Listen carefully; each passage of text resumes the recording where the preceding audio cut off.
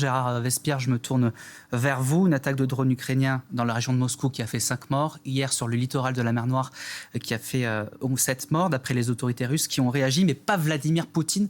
Pourquoi reste-t-il silencieux ?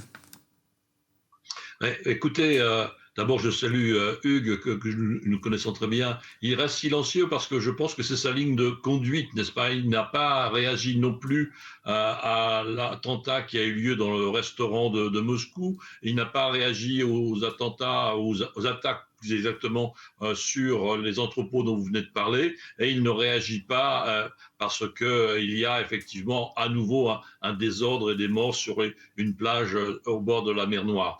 Donc nous sommes vraisemblablement de sa part sur une position défensive, et cela ne pourrait que s'accentuer parce que qu'y a-t-il dans quelques semaines, n'est-ce pas? Dans 6 semaines, il y a le renouvellement des 480 députés de la Douma. Donc il y a un scrutin politique qui va permettre de mesurer d'abord l'appétit des Russes à se déplacer.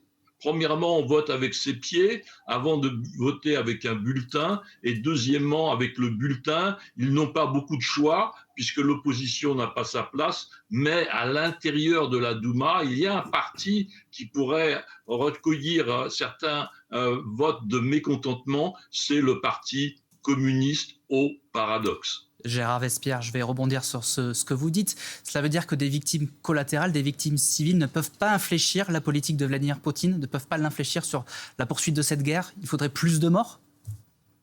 Si effectivement le système politique russe tenait compte de son opinion publique, je pense que nous serions tous très satisfaits et les Russes seraient les premiers à le savoir. Donc il y a un pouvoir absolu vertical, il y a une stratégie idéologique en place, et donc au nom de cela, eh bien, la population doit suivre la stratégie du gouvernement et non pas le gouvernement essayant de satisfaire les besoins de ses concitoyens.